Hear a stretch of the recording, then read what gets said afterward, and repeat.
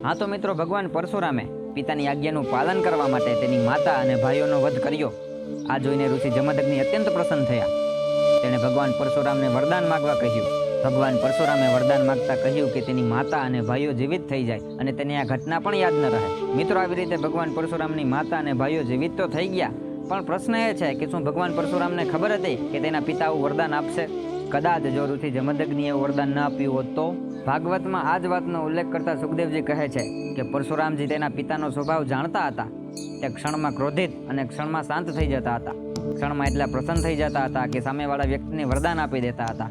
અને જો કદાચ ઋષિ જમદગ્નિએ વરદાન પણ ન આપ્યું હોત તો ભગવાન પરશુરામ ખુદ વિષ્ણુના અવતાર હતા અને એટલા તપસ્વી હતા કે પોતાના તપોબળથી તેના ભાઈઓ અને માતાને જીવિત કરી શકતા હતા. મિત્રો, હવે તમારા પાર્ટ 1 પછીનો ઓપિનિયન અને અત્યારનો ઓપિનિયન મેચ કરો, કેમ કે અડધી અધૂરી સ્ટોરી સાંભળીને આપણે ઘણી વખત કોઈ વસ્તુને જજ કરી દઈએ છીએ. મિત્રો, આપણા સનાતનમાં થયેલી બધી જ વસ્તુ, બધી જ ઘટનાઓનું કોઈ સચોટ કારણ હોય છે. બધી વસ્તુમાં ધર્મ છુપાયેલો જ હોય છે. જય શ્રી કૃષ્ણ.